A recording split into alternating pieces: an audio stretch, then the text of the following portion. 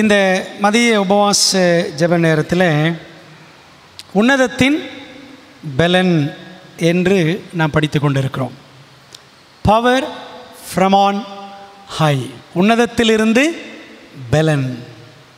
பரிசுத்த ஆவி உங்களிடத்தில் வரும்பொழுது சொல்லுங்க, நீங்கள் பலன் அடைந்து எருசலேமிலும் யூதேயாவிலும் சமாரியாவிலும் பூமியின் கடைசி பரியந்தமும் எனக்கு சாட்சிகளாய் இருப்பீர்கள். கடைசி பரியந்தம் ஆண்டவருக்கு சாட்சியாக இருக்க வேண்டும் என்றால் என்ன வேணும்? பலன் வேணும். சரிங்களா? பலன். இந்த பலன் என்பதற்கான கிரேக்க வார்த்தை என்னன்னு பார்த்தீங்கன்னா, புதிய ஏற்பாட்டில் டுனாமிஸ். என்ன வார்த்தை? டுனாமிஸ் என்ற வார்த்தை. சரிங்களா? கிரேக்க சொல். இந்த டுனாமிஸ் என்ற வார்த்தையிலிருந்து தான் என்ன வார்த்தை வந்திருக்கு? டைனமைட். டைனமைட்னா என்னது சொல்லுங்கள்? டைனமைட்னா என்னது? வெடிப்பொருள். Very good. டைனமைட் அப்படின்னா வெடிப்பொருள். சொல்லுங்களேன். அப்போது அந்த பலன் யாருங்க? இந்த பலன் யார்? அந்த பலன் ஆவியானவர். என்ன வார்த்தை? டுனாமிஸ். சரிங்களா? இந்த டுனாமிஸ் என்ற வார்த்தைக்கு ஒரு அர்த்தம் வெடிப்பொருள், இன்னொரு அர்த்தம் கிரேக்க பாஷையில் இந்த டுனாமிஸ் என்ற வார்த்தைக்கு மிராக்கிள் ஒர்க்கர் அப்படின்னு அர்த்தம். மிராக்கிள் ஒர்க்கர் என்ன அர்த்தம் தமிழில்? அற்புதம் செய்கிறவர் அப்படின்னு அர்த்தமா. பரிசுத்த ஆவி உங்களிடத்தில் வரும்பொழுது நீங்கள் பலன் அடைந்து இருக்கேன். என்ன அர்த்தம்? நீங்கள் வெடிப்பொருள் மாதிரி இருப்பீங்க, அப்படி செயல்படுவீங்க. உங்கள் வாழ்க்கையில் பரிசுத்த ஆவியானவர் பலன் கொடுப்பார்னா உங்கள் வாழ்க்கையில் அவர் அற்புதம் செய்வார். புரியுதா உங்களுக்கு? அதான் அர்த்தம். என்ன படிக்க போகிறோன்னா சுருக்கமாக இன்னொரு 20 minutes சுருக்கமாக தான் எடுக்க போகிறேன். டாக்டர் எடிசன் சாம்ராஜ் வரேன்னு சொன்னாங்க, தெரியல. ஆனாலும் அவர் வராவிட்டாலும் நான் ஒரு தலைப்பில் பேச வேண்டும் என்று இருந்தேன். ஆண்டவர் சித்தம் அது பேசுன்றிருக்கேன்னா அது வாய்க்கட்டும். என்ன தலைப்பு? நான் ஃப்ளையர் அனுப்பியிருந்தேன். From spiritualism to Adventism. From spiritualism to Adventism. ஆவி மார்க்கத்தில் இருந்து அட்வென்டிஸ்ட் மார்க்கத்திற்கு அப்படின்னு படிக்கணும். சரிங்களா? நம்ம இந்த காலாண்டில் ஆவி மார்க்கம் பற்றி ஒரு பாடமே படித்தோம். சரிதானே?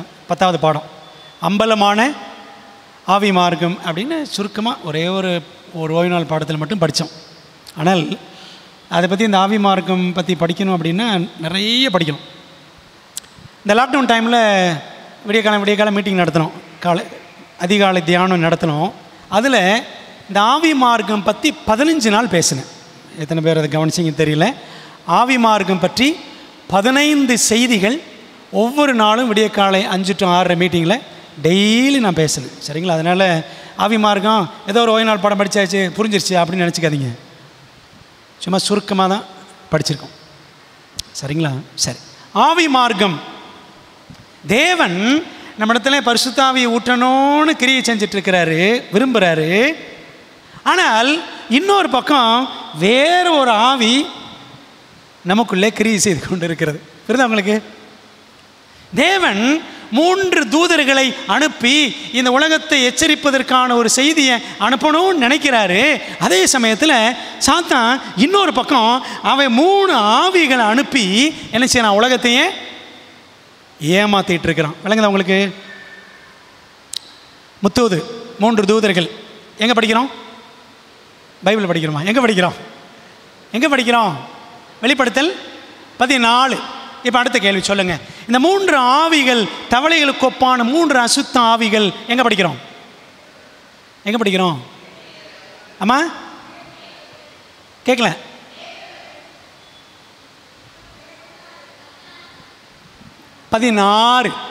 வெளிப்படுத்தல் 16, 13, 14 2 வசனங்கள். சரிங்களா? ஸோ 14ஆம் அதிகாரம் 3 தூதர்கள், 16ஆம் அதிகாரம் 3 அசுத்த ஆவிகள். சரிங்களா? இந்த ரெண்டையும் நீங்கள் கம்பேர் பண்ணி படிக்கணும். இந்த 3 தூதர்கள் 3 அசுத்த ஆவிகள் அப்படின்னு ஒப்பிட்டு படிக்கணும். திருப்பிக்கலாமா பைபிளை? வெளிப்படுத்தல் 14ஆம் அதிகாரம். வெளிப்படுத்தல் 14ஆம் அதிகாரத்தில் 6ஆம் வசனம் நமக்கு எல்லாருக்கும் நல்லா தெரிஞ்ச வசனம். பின்பு வேறொரு தூதன் வானத்தின் மத்தியிலே பறக்க கண்டேன். அவன் பூமியில் வாசம் பண்ணுகிற சகல ஜாதிகளுக்கும், கோத்திரத்தாருக்கும், பாஷைக்காரருக்கும், ஜனக்கூட்டத்தாருக்கும் அறிவிக்கத்தக்கதாக நித்திய சுவிசேஷத்தை உடையவனாய் இருந்து இந்த 3 தூதர்களுடைய தூது வழியாக ஆண்டவர் இந்த பூமியில் இருக்கிற எல்லாரையும் அப்படியே எல்லாருக்கும் அறிவித்து அவங்கள சத்தியத்தின் அணிகளிலே சேர்த்து கொள்ளணும்னு ஆண்டவர் விரும்புகிறார். சரிங்களா? அதான் சகல ஜாதியார், சகல பாஷைக்காரர், சகல கோத்திரத்தார், சகல ஜனக்கூட்டம் எல்லாருக்கும் முத்துவது போகணும். சரிங்களா? இப்படி ஒரு பக்கம் பரலோகம் வேலை செஞ்சுக்கிட்டு இருக்கு. இன்னொரு பக்கம் ஆப்போசிட்டில் யார் வேலை செய்கிறா? சாத்தான் வேலை செய்கிறான். வாங்க வெளிப்படுத்தல் 16 வெளிப்படுத்தல் 16 13ஆம் வசனம் 14ஆம் வசனம் வாசிக்கிறேன். அப்பொழுது வலுசர்ப்பத்தின் வாயிலும், வலுசர்ப்பம் என்னது? இதை பற்றிலாம் ஏற்கனவே பேசிட்டேன். வலுசர்ப்பம் என்னது? நீ சொன்னா தான் அடுத்து நான் வாயை திறப்பேன். சாத்தான். ஓகே, இது பிரைமரி மீனிங். இன்னொரு மீனிங் இருக்குது. வலுசர்ப்பம் என்னது? ஒரு அர்த்தம் சாத்தான், வெளிப்படுத்தல் 12:9. இன்னொரு அர்த்தம் என்ன? 12ஆம் அதிகாரம், அதே வெளிப்படுத்தல் 12ஆம் அதிகாரம் முதல் 2-3 வசனம் படிச்சிங்கன்னா பெரிய சிவப்பான வலுசர்ப்பம்னு படிப்போம். அது அந்த ஆண் குழந்தை பெற்ற ஸ்திரியை துன்பப்படுத்த வந்துச்சுன்னு படிக்கிறோம். அங்கே இருக்க அந்த வலுசர்ப்பம் யார்? செகண்டரி மீனிங் என்னது? முதல் அர்த்தம் சாத்தான், இன்னொரு அர்த்தம் வலுசர்ப்பம்னா யார்? ரோம். சரிங்களா? அஞ்ஞான ரோம். ஏரோது காலத்தில் இயேசு கிறிஸ்து அழிப்பதற்காக சாத்தான் ரோம் வழியாக வேலை செஞ்சான். ஓகே, ஸோ பிரைமரி மீனிங் என்னது? சாத்தான். செகண்டரி மீனிங் என்னது? ரோம், அஞ்ஞான ரோம். அப்போது வலுசர்ப்பம் அப்படின்னா இந்த இடத்துல சாத்தான் அப்படின்னு நம்ம புரிஞ்சுக்கிறோம். ஓகே, அல்லது ஆவி மார்க்கம். சரிங்களா?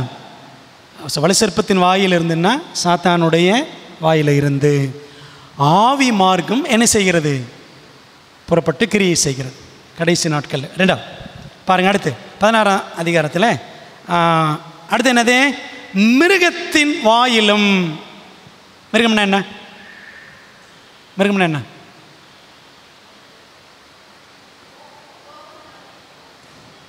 விழுந்து போன கத்தோலிக்க மார்க்கம் அல்லது விழுந்து போன போப்பு மார்க்கம், அப்படி தான் சொல்லணும். சரிங்களா? ஃபாலன் ப்ராட்டஸ்டன்டிசம், ஃபாலன் கத்தாலிசிசம், விழுந்து போன கத்தோலிக்க மார்க்கம். இதெல்லாம் ஏற்கனவே சொல்லிட்டேன், நமக்கு தெரியும். கொஞ்சம் நம்ம சொல்ல கேட்டுட்டோம்னா நான் சொல்கிறது தப்பாக இருக்குமோ அப்படின்னு யோசித்து நம்ம சொல்ல மாட்டேங்கிறோம். சரிங்களா? ஓகே, மிருகத்தின் வாயிலும் விழுந்து போன கத்தோலிக்க மார்க்கம். சரிங்களா? எந்த மிருகம்? வெளிப்படுத்தல் 13ஆம் அதிகாரத்தில் முதல் 10 வசனங்கள் வரக்கூடிய மிருகம். ஓகே, வெளிப்படுத்தல் 12ஆம் அதிகாரத்தில் வலுசர்ப்பம் பற்றி படிக்கிறோம். 2 வலுசர்ப்பத்தை பற்றியும் படிக்கிறோம். 12 ஒன்று சாத்தான், இன்னொன்று அஞ்ஞான ரோம், அப்புறம் ஆவி மார்க்கம் அப்படின்னு பார்க்குறோம். 2வது மிருகம் அப்படின்னா 13ஆம் அதிகாரத்தில் முதல் 10 வசனங்கள் வரக்கூடிய விழுந்து போன கத்தோலிக்க மார்க்கம். சரி, அடுத்து 3வது என்ன? கள்ளதீர்க்கதரிசியின் வாயிலும் இருந்து. கள்ளதீர்க்கதரிசினா எங்கே இருக்குது? கள்ளதீர்க்கதரிசி பற்றி எங்கே இருக்குது? கள்ளதீர்க்கதரிசி பற்றி எங்கே இருக்குது? வெளிப்படுத்தல எங்கே இருக்குது சொல்லுங்கள். வெளிப்படுத்தல் 13ஆம் அதிகாரத்தில் 11ஆம் வசனத்திலிருந்து 18ஆம் வசனம் வரைக்கும் பேசப்படக்கூடிய 2வது மிருகம். சரிங்களா? ஆட்டுக்குட்டிக்கு ஒப்பாக 2 கொம்புகள் வச்சுருந்துச்சே. சரிங்களா? அந்த மிருகம் கள்ளதீர்க்கதரிசின்னு இங்கே பெயர் கொடுத்துருக்கு. யார் அது? யார் அது? அமெரிக்கான்னு சொல்கிறீங்க. சரி, அப்புறம் விழுந்து போன புரோட்டஸ்டன்ட் மார்க்கம். Very good. சரிங்களா? அமெரிக்கான்னு சொல்லலாம். ஆனால் முழுமையாக சொல்லணும் அப்படின்னா விழுந்து போன புராட்டஸ்டன்ட் மார்க்கம். அமெரிக்கா ஒரு புராட்டஸ்டன்ட் நாடாக உருவாயிற்று ஆண்டோட திட்டத்தின்படி ஆரம்பத்தில். இப்போ அது விழுந்து போச்சு. இப்போ என்ன ஆயிடுச்சு? அது it has become completely a Catholic dominated country. இன்றைக்கி முழுக்க முழுக்க கத்தோலிக்கம் ஆதிக்கம் செலுத்தக்கூடிய ஒரு நாடாக அமெரிக்கா விழுந்து போச்சு. சரிங்களா? சரி, இப்போ திரும்ப ரிவ்யூ பண்ணுவோம். வலுசர் பண்ண யார்? சாத்தான் அல்லது அஞ்ஞான ரோம் அல்லது ஆவி மார்க்கம். சரிங்களா? ஓகே. மிருகம் என்றால் விழுந்து போன கத்தோலிக்க மார்க்கம். கள்ளதீர்க்கதரிசி என்றால் விழுந்து போன புராட்டஸ்டன்ட் சபைகள். ஏன் விழுந்து போன புராட்டஸ்டன்ட் சபைகள் சொல்கிறோன்னா விழுந்து போன, அதாவது இன்றைக்கி புராட்டஸ்டன்ட் சபைகள் எல்லாம் எதுக்காக நின்றுச்சு? மார்ட்டின் லூத்தர் காலத்தில் பைபிளுக்காக நின்றுச்சு. ஆனால் இப்போ என்ன ஆகி போச்சு? இந்த புராட்டஸ்டன்ட் சபைகள் எல்லாம் கத்தோலிக்கத்தோட கைகோர்த்து கத்தோலிக்க சபையும் புராட்டஸ்டன்ட் சபையும் ஹனிமூன் போகிற மாதிரி இன்றைக்கி எல்லாம் ஒன்றாயிட்டாங்க. சரிங்களா? ஓகே. 35வது அதிகாரம் மாபெரும் போராட்டத்தில் 35ஆம் அதிகாரம் மனசாட்சி சுதந்திரத்திற்கு அச்சுறுத்தல்னு ஒரு சாப்டர் இருக்கும். லிபர்ட்டி ஆஃப் கான்ஷியன்ஸ் த்ரெட்டன்டு, அதான் அந்த சாப்டர் 35ஆம் அதிகாரம்.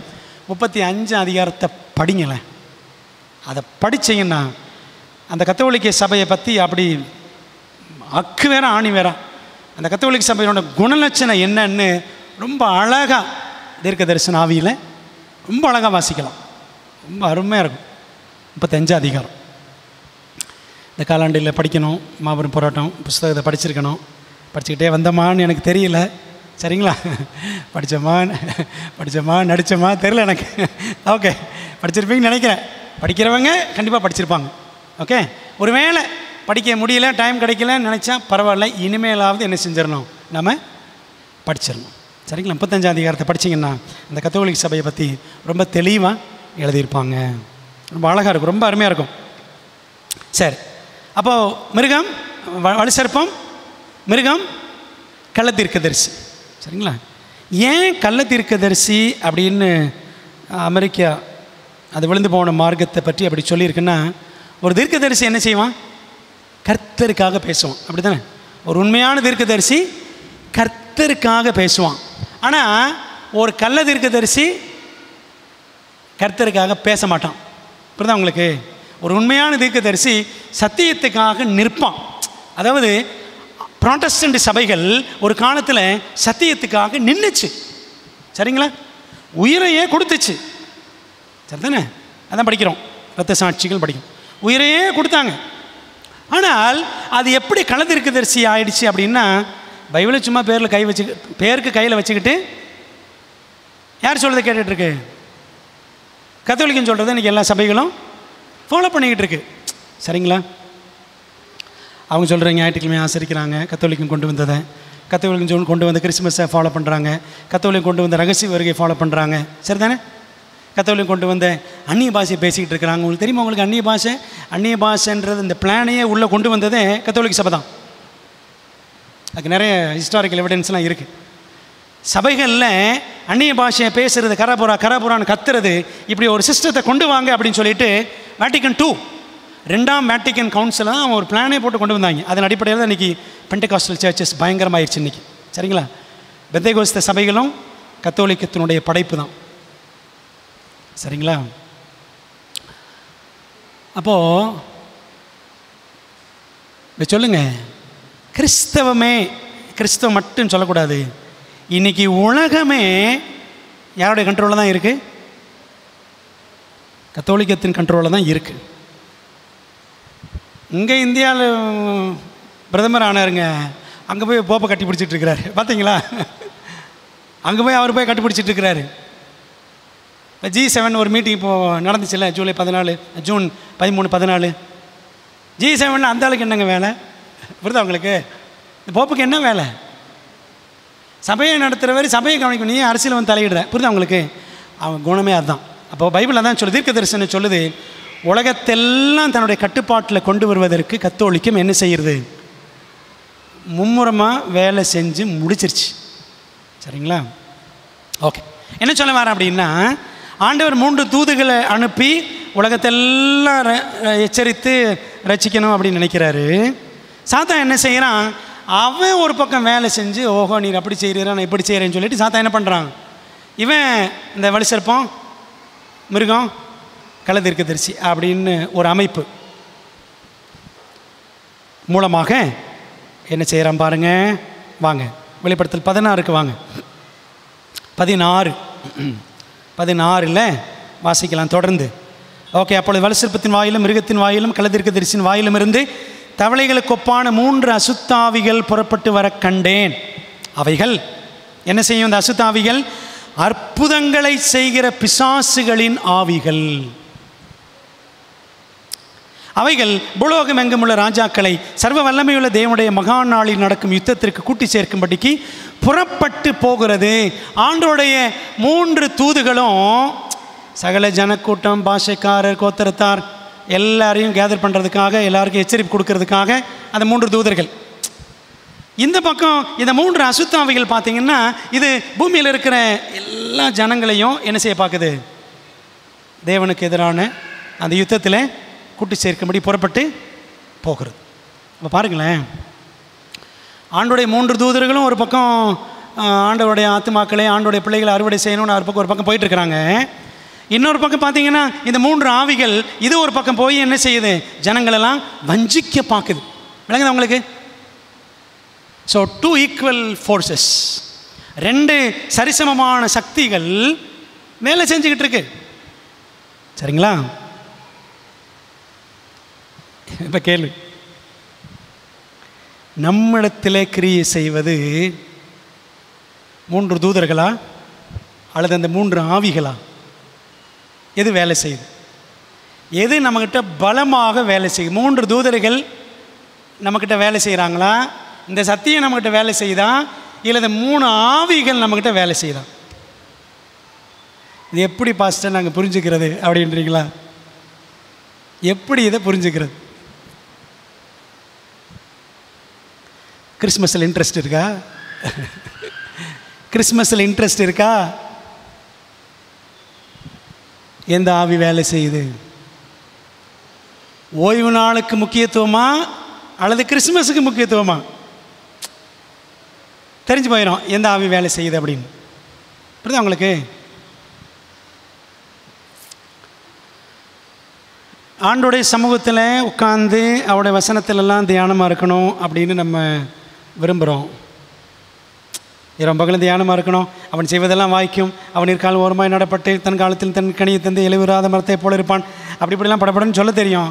ஆனால் நீர்க்கால்கள் ஓரமாக உட்காரலாம் தெரியாது. சரிதானே?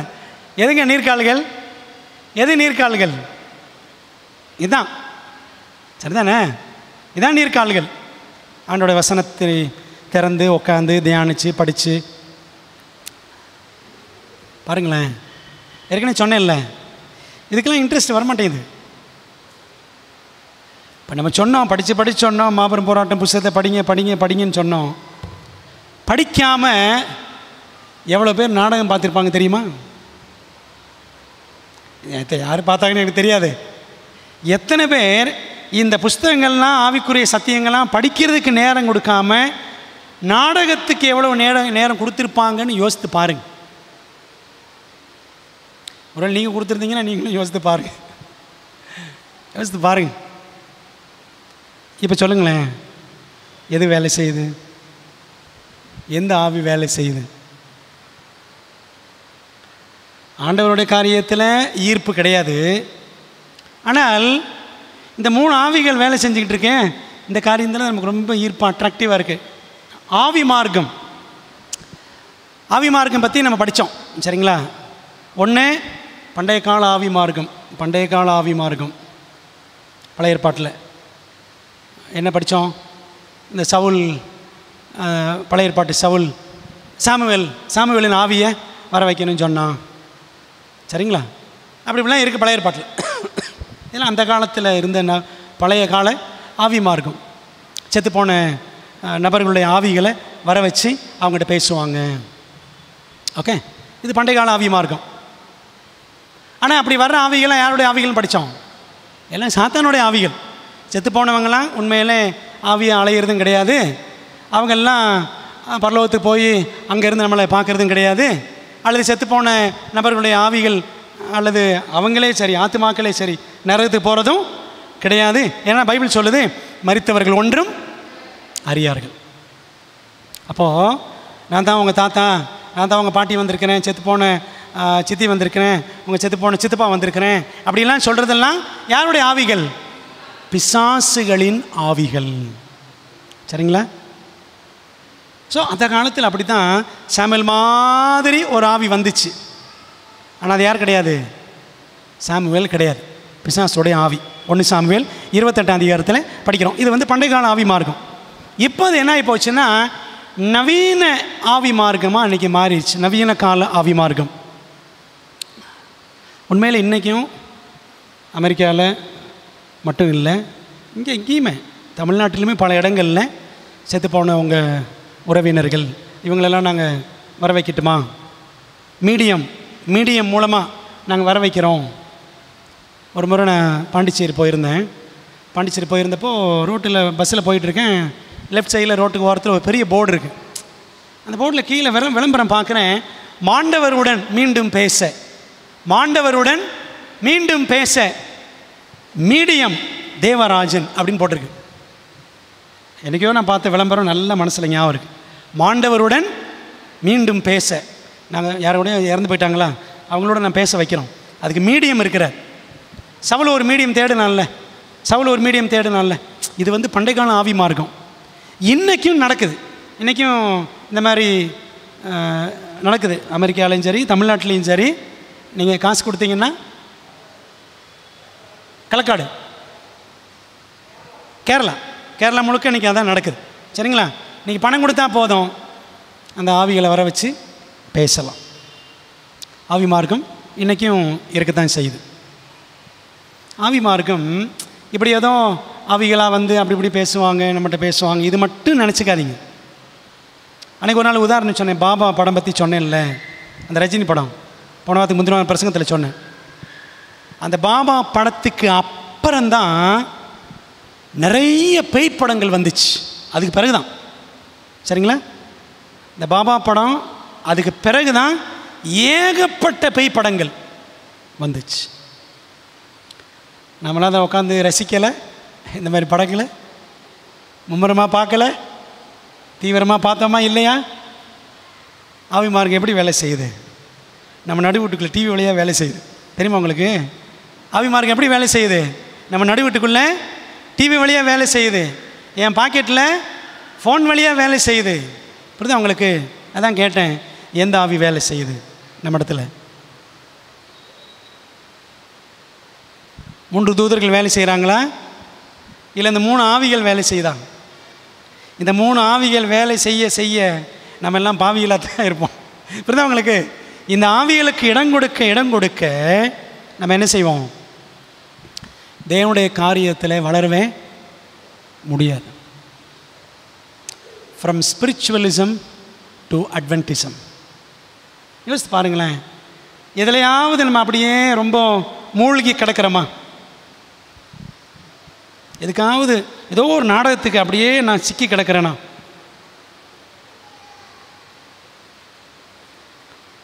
அல்லது ஏதாவது ஒரு கெட்ட பழக்கத்துக்கு நான் சிக்கி கிடக்கிறேனா அடிமையா? என்னுடைய மனம் எதில் ஈர்க்கப்பட்டிருக்கிறது? சாத்தான் அப்படி தான் அப்படியே ஏவாளை அப்படியே இழுத்துட்டான் தான் பக்கம். சரிதானே? ஏவாளை தன் பக்கம் அப்படியே மெஸ்மரைஸ் பண்ணிட்டான். சரிதானே? அப்படியே அவளை மனோவசியம் பண்ணிட்டான்.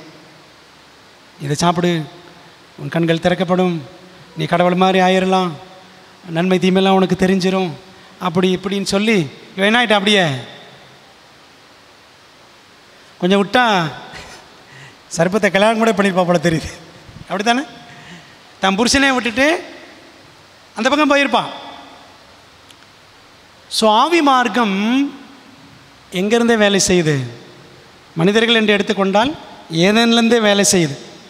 தேவதூதர்கள் கூட்டம்னு எடுத்துக்கிட்டால் அது பரலோகத்திலிருந்தே சாத்தான் அங்கேருந்தே எல்லாரையும் பேசி பேசி பேசி 3 பங்கு தூதர்கள் ஒரு பங்கு தூதர்களை தான் பக்கம் இழுத்துட்டான். புரியுதுங்களா? பாருங்களேன், தேவனோடு இருக்கிற அந்த உறவில் நமக்கு ஒரு வாஞ்சை இருக்கா, ஒரு உற்சாகம் இருக்கா, ஆண்டரோடு நெருங்கி நடக்கணுன்ற ஒரு தாகம், ஒரு வைராக்கியம் இருக்கா? இருந்துச்சுன்னா 3 தூதர்கள் மட்டும் வேலை செய்கிறாங்கன்னு அர்த்தம். சரிங்களா? இல்லை, சும்மா பேருக்கு தான் வர்றது போகிறது, எல்லாமே பேருக்காகத்தான். ஏதோ வருவான் போவான், எங்கள் வேலையில நாங்கள் செஞ்சுக்கிட்டே தான் இருப்போம், உலகத்துக்கு ஏற்ற மாதிரி உலக பிரகாரமாக அப்படின்னு சொன்னால் யோசித்து பாருங்கள், நம்ம இடத்துல எந்த ஆவிகள் வேலை செய்யுது. ஏன் இதை சொல்கிறேன்னா, இந்த 3 அசுத்தாவிகள் வழியாக சாத்தான் என்ன செய்கிறானா, உலகத்தில் எல்லாரையும் ஒன்றா திரட்டுறான். பாருங்களேன், கிரிக்கெட்டில் அடிக்டாக இருப்பாங்க. சரிங்களா? கிரிக்கெட்னு ஒரே அதிலே அடிக்டாக இருப்பாங்க. சினிமான்னு அதிலே அடிக்டாக இருப்பாங்க. நாடகம் அதிலே அடிக்டாக இருப்பாங்க. இப்படி நிறைய இருக்குது. நான் சும்மா 1-2 தான் சொல்கிறேன்.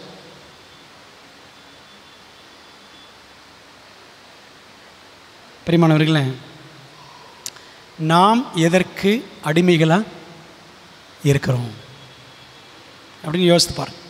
நாம் எதற்கு அடிமைகளாக இருக்கிறோம்? Are we really Adventists? உண்மையிலே நம்ம அட்வென்டிஸ்டுகள் தானே அப்படின்னு யோசித்து பாருங்க. இந்த ஆவி மார்க்கம் நமக்கு தெரியாமலே நம்மை வசீகரித்து வைத்திருக்கிறது.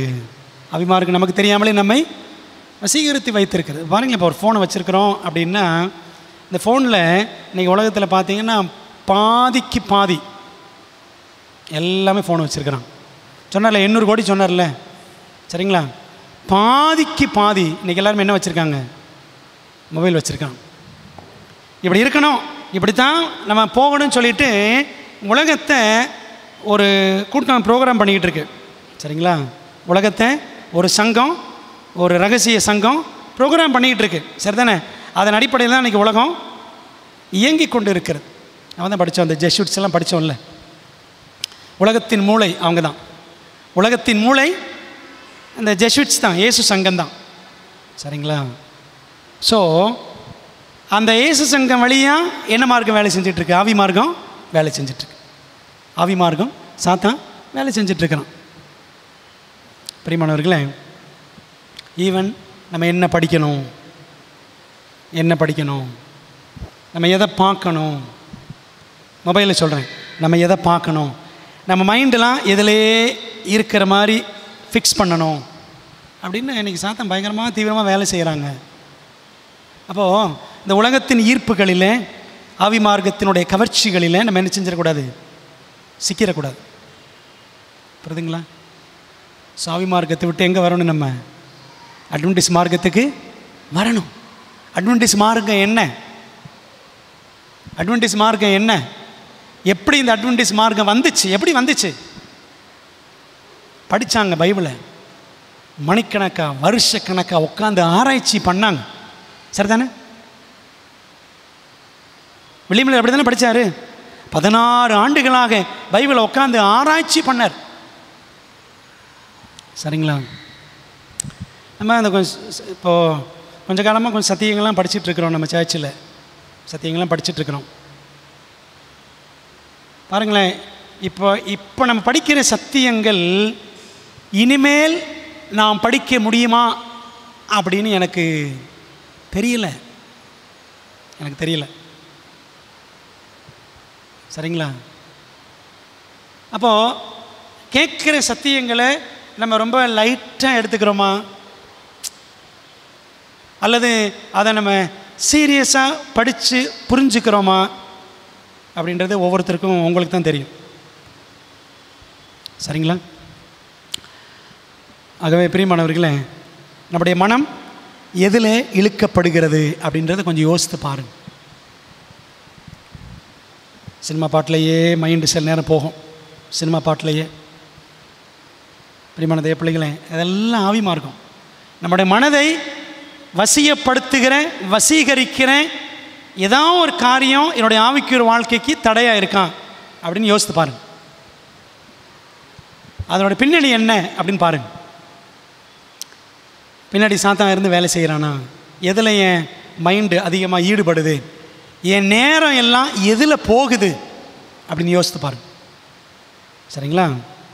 நாட்கள் பொல்லாதவைகளானதால் காலத்தை பிரயோஜனப்படுத்தி கொள்ளுங்கள். இன்னும் ரொம்ப காலம் இல்லை.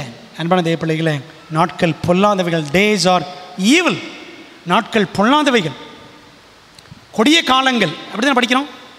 நாட்கள் பொல்லாதவைகள் எபேசியர் 5ஆம் அதிகாரத்தில் படிக்கிறோம். கொடிய காலங்கள் 2 தீமோத்தேயு 3ஆம் அதிகாரத்தில் முதல் வசனத்தில் படிக்கிறோம். கொடிய காலங்கள்.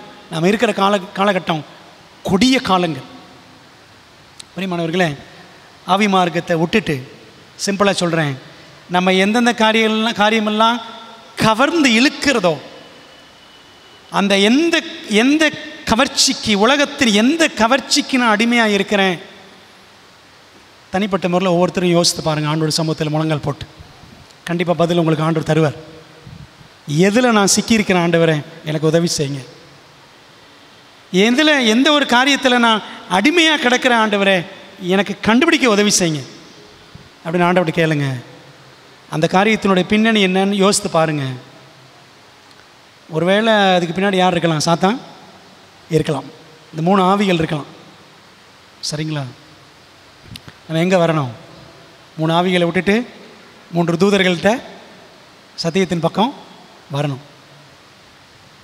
சரிங்களா? கடைசி நாட்களில் 2 தான். ஒரு பக்கம் 3 ஆவிகள், இன்னொரு பக்கம் 3 தூதர்கள். இப்படி தான் ஆண்டவர் வச்சுருக்கார். இந்த 2 வழியாக தான் இந்த உலகத்தை ஆண்டவர் கேதர் பண்ணுறார். சரிங்களா? சாத்தான் ஆண்டவர் ஒரு பக்கம் 3 தூதர்கள் வழியாக கேதர் பண்ணுறாரு. சாத்தான் ஒரு பக்கம் 3 ஆவிகள் வழியாக கேதர் பண்ணுறான். இப்போது எந்த சைடு நம்ம கேதர் ஆகிட்டு இருக்கிறோம் அப்படின்றது தான் கேள்வி. எந்த பக்கம் நம்ம எல்லாம் ஒன்றா கூட்டிகிட்டு இருக்கிறோம் அப்படின்னு யோசித்து பாருங்கள். ஜெபத்துக்கு நேரம் செலவழிக்கிறோமா? ஆண்டோட வசனத்தை ஆராய்வதில் தீவிரம் காட்டுகிறோமா? இதை போய் மற்றவங்களுக்கு ஷேர் பண்ணுறதில்ல, சத்தியத்தை சொல்கிறதில்ல உற்சாகம் காட்டுகிறோமா? யோசிக்கணும். 7 பாயிண்ட் சொன்னார்ல, அந்த 7 பாயிண்ட்டு ஜெபம் பண்ணுறது கிடையாது, உபவாசம் இருக்கிறது கிடையாது, ஒரு மனசு ஒரு மனம் இல்லை, தாழ்மை இல்லை, கீழ்ப்படிதல் இல்லை சொன்னாங்கல்ல. அப்போது இந்த வாழ்க்கையில் பார்த்தீங்கன்னா எல்லாமே இல்லை இல்லை இல்லைன்னு தான் போயிட்டுருக்கு. அப்படி தானே? இல்லை இல்லை இல்லை எல்லாமே இல்லை. என்ன தான் இருக்குது அப்படின்னு யோசித்து பார்ப்போம். என்ன தான் இருக்குது? என்னுடைய எனர்ஜிஸ் எல்லாம் நான் யாருக்கு கொடுத்துட்ருக்கிறேன்? என்னுடைய ஆற்றல், என்னுடைய சக்தியை நான் யாருக்காக செலவழிச்சிட்ருக்கிறேன்? யாருக்காக செலவழிக்கிறேன்? எந்த 3க்காக நான் செலவழிச்சிட்ருக்கிறேன்? புரியுதா உங்களுக்கு? ஆண்டவர் எனக்கு கொடுத்துருக்கிற பலத்தையும் பணத்தையும் ஆற்றலையும் எல்லாத்தையும் 3 தூதர்களுக்காக செலவழிச்சிட்ருக்கிறேன்னா, இல்லை இந்த 3 அசுத்த ஆவிகளுக்காக நான் செலவழிச்சிட்ருக்கிறேன்னா? am I still in spiritualism or have I come back to Adventism? ஆவி மார்க்கத்தில் தான் நான் இருக்கிறேன்னா, அது உண்மையில் நான் அட்வென்டிஸ் மார்க்கத்துக்கு வந்த ஒரு தேவ பிள்ளை தானா அப்படின்னு யோசித்து பாருங்கள். இந்த கேள்வி மனசில் வச்சுக்கோங்க. சரிங்களா? வெளிப்படுத்தல் சொல்கிறது அதுதான். 14ஆம் அதிகாரத்தில் 3 தூதர்கள், 16ஆம் அதிகாரத்தில் 3 ஆவிகள். எந்த பக்கம் நம்ம இருக்கிறோம் அப்படின்றத சிந்திப்போம். கர்த்தர் நம்மை ஆசீர்வதிப்பாராக. ஒரு சின்ன ஜெபம் முடியுமா? ஜெபம் பண்ணிட்டு அடுத்த ஒரு ப்ரேயர் செஷனுக்கு போவோம். நல்ல தகப்பனே, நல்ல பாடங்களுக்காக உமக்கு நன்றி ஆண்டவரே. ஆவி மார்க்க கவர்ச்சிகள், சாத்தானுடைய தந்திரங்கள், சத்துருவின் சூழ்ச்சிகள் எல்லாத்துக்கும் எங்களை விடுவித்து ஆண்டவரே நீதியின் பாதையில் எங்களை நடத்துங்கப்பா. பரிசுத்தத்தின் பாதையில் எங்களை நடத்துங்க. இந்த உலகத்தில் 3 என்று 2 வகையான 3 காரியங்கள் எங்களை சுற்றிலும் இருக்கின்றன ஆண்டவரே. நாங்கள் இதற்காக தீவிரம் காட்டுகிறோம். இந்த 2 காரியங்களில் எதில் நாங்கள் அதிக ஆர்வம் காட்டுகிறோம் என்பதை சிந்தித்து செயல்பட கர்த்தர் எங்களுக்கு உதவி செய்யும் ஆண்டவரே. இந்த ஜெபத்தில் நாங்கள் கலந்து கொண்டு உன்னதத்தின் பலனை பெற்று பரிசுத்த ஆவியின் வல்லமை பெற்று ஆண்டவருக்காக செயல்படக்கூடியவர்களாக எங்களை மாற்றும், ஒப்படைக்கிறோம், ஏற்றுக்கொள்ளும். இயேசுவின் நாமத்தில் ஜெபிக்கிறோம் நல்ல பிதாவே, ஆமென்.